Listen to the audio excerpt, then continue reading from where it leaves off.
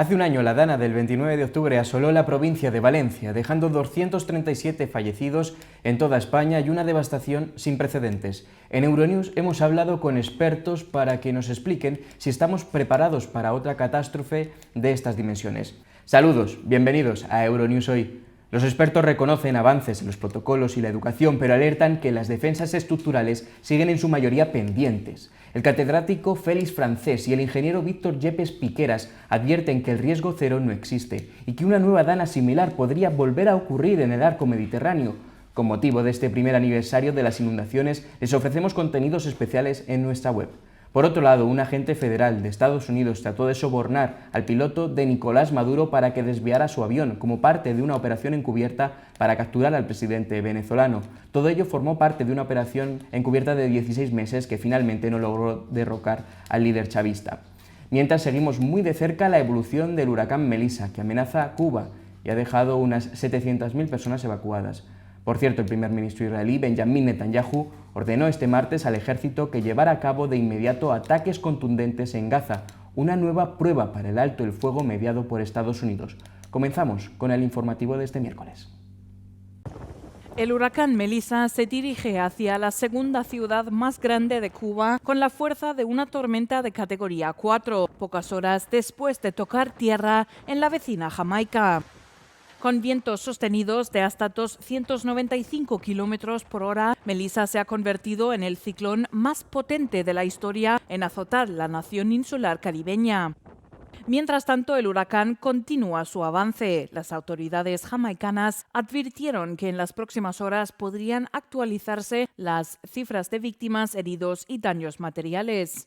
El ciclón impactó de lleno en el suroeste de Jamaica, donde su único hospital público perdió el suministro eléctrico y sufrió graves daños estructurales. En Cuba, las autoridades han evacuado a unas 700.000 personas hacia zonas más seguras y terrenos elevados. En las Bahamas, siguiente punto en la trayectoria de Melissa, el gobierno también ha ordenado evacuaciones preventivas. Una redada masiva contra una banda de narcotraficantes en dos favelas de Río de Janeiro derivó en unos tiroteos el martes que han provocado al menos 130 muertos, según el último recuento de las autoridades. Un número indeterminado de personas resultaron heridas. La operación, en la que han participado hasta 2.500 soldados y agentes en helicópteros y varios vehículos blindados, se dirigía contra el Comando Vermelho, en las favelas de Complexo de Alemão y Peña, al norte de Río. El gobernador Claudio Castro ha calificado la operación como la mayor de este tipo en la historia de la ciudad carioca. Al menos 81 sospechosos han sido detenidos y unos 93 rifles y más de media tonelada de drogas han sido incautadas, según Castro, justificando la matanza asegurando que los fallecidos se resistieron a la acción policial. Varios presuntos miembros de la banda bloquearon caminos en el norte y sureste de Río en respuesta a la redada, según informan varios medios locales. Al menos 70 autobuses fueron secuestrados y utilizados en los bloqueos, causando daños significativos, según la empresa municipal de autobuses. El Instituto Mariel Franco, una ONG fundada por la familia de la concejal asesinada, ha criticado la operación. El primer ministro israelí Benjamin Netanyahu ha ordenado este martes por la noche al ejército que llevara a cabo de inmediato ataques contundentes en Gaza. La orden pone a prueba el ya frágil alto el fuego mediado por Estados Unidos que comenzó el 10 de octubre. Testigos presenciales en la ciudad de Gaza afirmaron que los aviones militares israelíes habían comenzado a lanzar ataques aéreos y también se informó de disparos de tanques. Israel afirmó que jamás había disparado antes contra las fuerzas israelíes en el sur de Gaza y también devolvió los restos de un rehén recuperado a principios de la guerra. Israel calificó la devolución de estos restos de clara violación del acuerdo de alto el fuego. Los ataques a distancia de Ucrania contra refinerías dentro de Rusia han reducido la capacidad de refinado de petróleo de Moscú en un 20%, según ha declarado el presidente ucraniano Volodymyr Zelensky. En declaraciones publicadas el martes, Zelensky añadió que más del 90% de esos ataques profundos se llevaron a cabo con armas de largo alcance fabricadas en Ucrania. Dijo que Ucrania necesita ayuda financiera extranjera adicional para producir más de ellas. Esto se produce cuando el presidente de Estados Unidos, Donald Trump, elevó la apuesta al anunciar sanciones contra los gigantes petroleros rusos Rosneft y Lukoil la semana pasada. Dichas sanciones entrarán en vigor el 21 de noviembre y conllevan la amenaza de sanciones secundarias a los bancos extranjeros que gestionen sus transacciones. En respuesta, Lukoil dice que está vendiendo sus activos internacionales. La empresa tiene participaciones en proyectos de petróleo y gas en 11 países. Zelensky se mostró esperanzado en que la reunión prevista esta semana en Corea del Sur entre Trump y su homólogo chino Xi Jinping conduzca a nuevas reducciones de las compras de crudo ruso.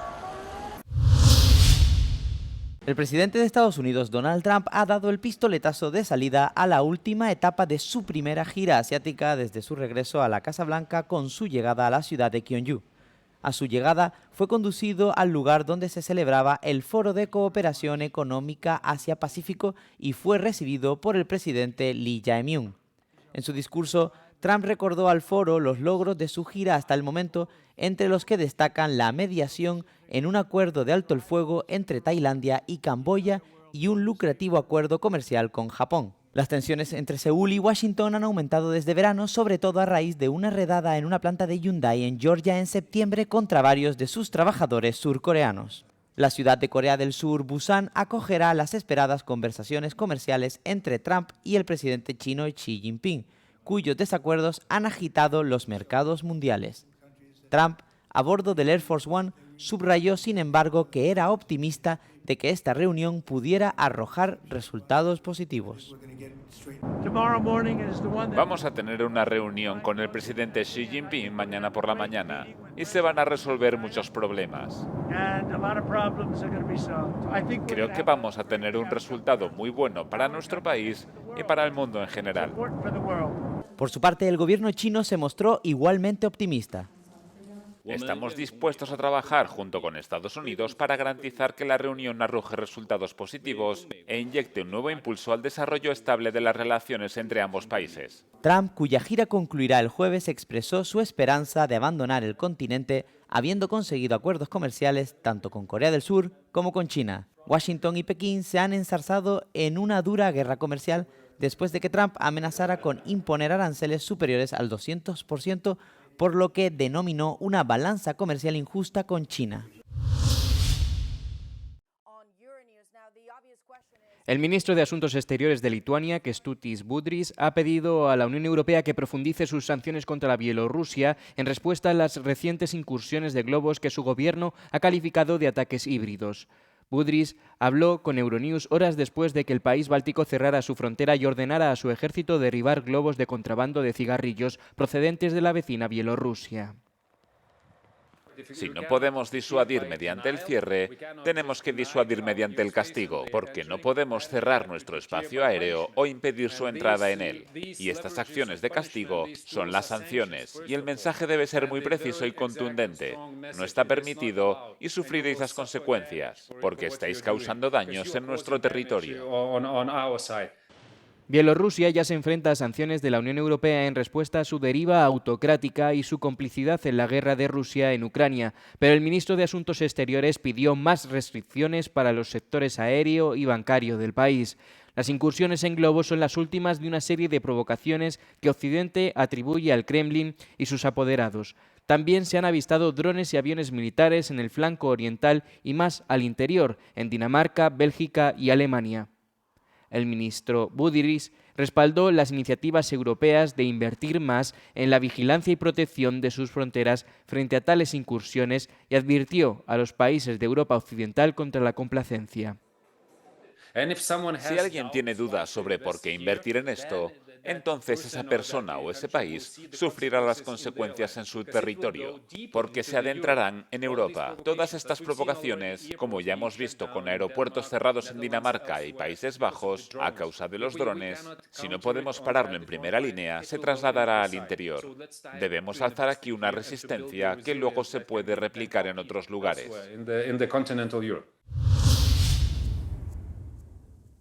Se han abierto las urnas en Países Bajos en unas elecciones parlamentarias anticipadas que se celebran después de que la coalición cuatripartita gobernante fuera derribada en junio por el Partido por la Libertad. Un día antes de las elecciones, los sondeos indicaban una carrera muy reñida entre el partido de Wilders y los partidos más moderados, como el Partido Laborista de Izquierda Verde, el de 66 de centro-izquierda y el Partido Democristiano de centro. Eso significa que el partido que salga vencedor podría marcar la diferencia y hacer pivotar la nueva coalición de gobierno hacia la izquierda del centro o más hacia la derecha. El primer sondeo a pie de urna se espera a las 21 horas. Históricamente, los sondeos a pie de urna dan una predicción exacta de los resultados finales con diferencias marginales de 1 a 3 escaños. Es probable que el jueves comiencen las negociaciones sobre la composición de la próxima coalición de gobierno. Emma de Ruiter from The Hague for Euronews. La Unión Europea ha comenzado a desplegar el nuevo Sistema Europeo de Entrada y Salida, un control automatizado que registrará de forma digital las entradas y salidas de los viajeros extracomunitarios en el espacio Schengen y busca cumplir objetivos de seguridad y migración en la gestión de las fronteras. El sistema sustituye el sellado manual del pasaporte y requiere datos biométricos como huellas dactilares e imágenes faciales. Hungría es uno de los primeros países en probarlo y está llevando a cabo ensayos en el paso fronterizo de la frontera con Serbia. Según las autoridades húngaras, se han instalado puntos de registro para que los viajeros faciliten sus datos y los usen en futuras entradas y salidas. La inteligencia artificial se utiliza para explotar granjas sostenibles y respetuosas con el medio ambiente en Sens, al sur de Hungría. Bagres africanos nadan en aguas termales en uno de los estanques de la piscifactoría. Aquí pueden producir anualmente entre 450 y 500 toneladas de pescado, que también procesan. Se trata de una piscifactoría de recirculación. El agua circula continuamente entre los animales y el sistema de depuración. Tras la depuración, aproximadamente el 90% del agua se devuelve a los tanques. En comparación con un sistema de flujo continuo, si proyectamos el volumen útil en 1000 metros cúbicos, 50 o 100 metros cúbicos de intercambio de agua al día son suficientes. En un sistema de flujo continuo pueden ser hasta 6000 metros cúbicos al día. El agua termal procede de una horticultura cercana, donde se utiliza para calentar una superficie de 2 hectáreas, pero la temperatura del agua extraída no es suficiente para calentar invernaderos o instalaciones comunales, aunque sí es adecuada para la piscicultura. La IA desempeña un papel importante en ambos ámbitos. Aquí ayuda a controlar automáticamente el equilibrio generativo vegetativo de las plantas. Determina cómo debe realizarse el riego, la ventilación y la calefacción. La IA es capaz de procesar y evaluar una gran cantidad de información. Se necesita una aplicación para hacer fotos y la IA decide entonces si la planta está creciendo vegetativamente, generativamente o en un estado de equilibrio para poder tomar una decisión sobre cómo alimentarla. Hay un sistema de cámaras infrarrojas que puede determinar cómo se está usando el alimento en un sistema basándose en el tamaño y el movimiento de los peces. Es más o menos lo mismo, salvo que el análisis y las recomendaciones no los hacen los humanos, sino la inteligencia artificial. También subrayó que los operadores agrícolas están sometidos a una enorme presión debido a las importaciones, los costes y las consideraciones profesionales. Por eso son tan importantes los seminarios y talleres que ofrecen oportunidades para el intercambio de experiencia. De la aldea de los irreductibles galos directos a Portugal, o más bien a Lusitania. Asterix en Lusitania es el 41º álbum de la serie y el 7º sin la mano del ilustrador original, Albert Uderzo. Euronews ha hablado con los autores actuales, Fab Caro y Didier Conrad, y les ha preguntado por qué estos galos han tardado tanto en correrse una aventura en Portugal. Cuando retomamos la serie, Portugal surgió inmediatamente como una posibilidad, incluso porque vinimos a Portugal justo después de Asterix y los Pictos en 2013 y hubo cierta insistencia por parte de los portugueses para que hiciéramos un cómic en su país. Nosotros estábamos encantados con la idea. Como todos los libros de la serie, Astérix en Lusitania juega con los estereotipos que caracterizan a los países que visitan. Desde el fado hasta los pastéis de nata, todo está ahí, pero Fabcaro quiso añadir otro aspecto importante. La hospitalidad no formaba parte necesariamente del guión inicial. Había asumido los tópicos gastronómicos, el bacalao, las características, la nostalgia, y ese era nuestro punto de partida. No estaba muy enfocado en la hospitalidad, en el lado cálido y acogedor de los portugueses. Cuando nos reunimos con el editor me di cuenta de que tenía que añadir ese aspecto. Reescribí y añadí al guión la parte del lado acogedor y solidario del pueblo portugués.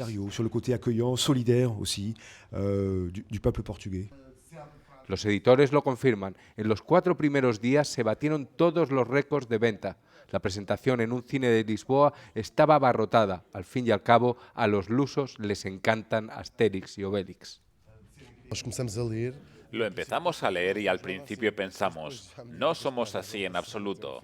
Luego, con el paso de las páginas, acabamos admitiendo que somos igual que en el libro. Os puedo revelar que estamos siempre tristes, cantamos una música muy triste, comemos mucho bacalao y pastéis de nata. Esto resume lo que significa ser portugués en 3 pasos. Es cierto que Lisboa ha cambiado mucho desde los tiempos de los romanos, cuando se llamaba Olisipo. Hubo que esperar 41 álbumes para que nuestros amigos Astérix y Obélix vinieran hasta aquí, a Lusitania, pero la espera mereció la pena. El libro está siendo un éxito, incluso entre el público portugués. Se han impreso 5 millones de ejemplares en 25 países y 19 idiomas, incluidas lenguas muy poco habladas como el mirandés. Solo en Portugal se han publicado 80.000 ejemplares. Con imagen de Bruno Silva, Euronews, Olisipo, Lusitania.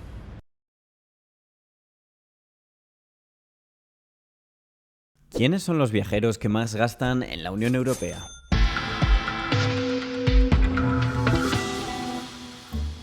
¿Sabía que la mayoría de europeos prefieren viajar cerca de casa? El 92% de los viajes de los residentes en la Unión son intracomunitarios.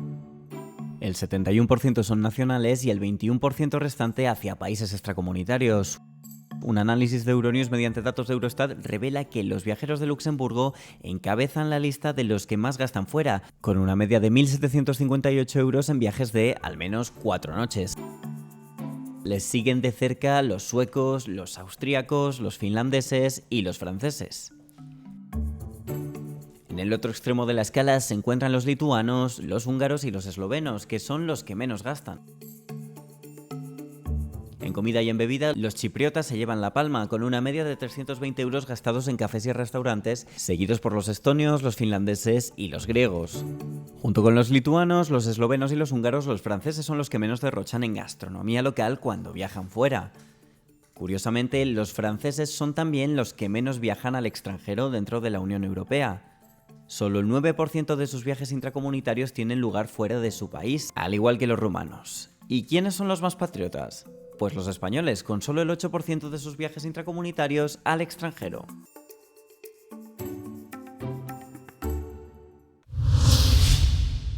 Un vídeo realizado con inteligencia artificial muestra a líderes occidentales haciendo revelaciones impactantes. Los usuarios de las redes sociales están compartiendo un vídeo en el que aparentemente se ve a la presidenta de la Comisión Europea, Ursula von der Leyen, al expresidente francés Nicolas Sarkozy y a otros dirigentes admitiendo acusaciones condenatorias que salpicaron su etapa en el poder. El vídeo se comparte a menudo con leyendas idénticas que preguntan: ¿alguna vez te gustaría que los líderes occidentales fueran algo más honestos? Ayudé a bombardear Libia y a matar a Gaddafi para acabar con las pruebas de que financió mi campaña presidencial.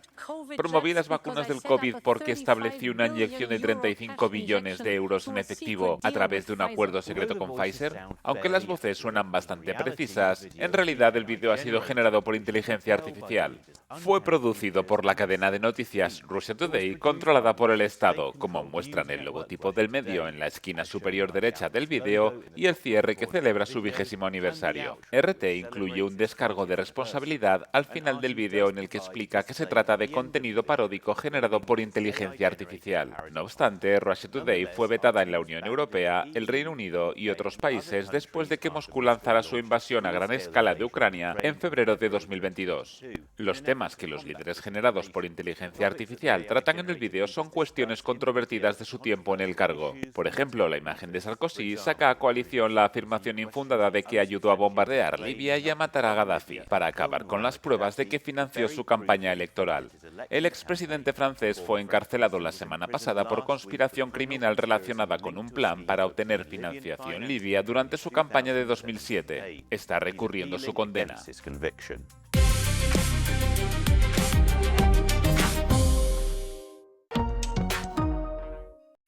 Gracias por seguirnos y por todos los me gusta que nos dejan. Les dejamos con el tiempo y el no comment del día, en el que verán unas protestas de transportistas en Perú. Buenos días, buenas tardes, buenas noches.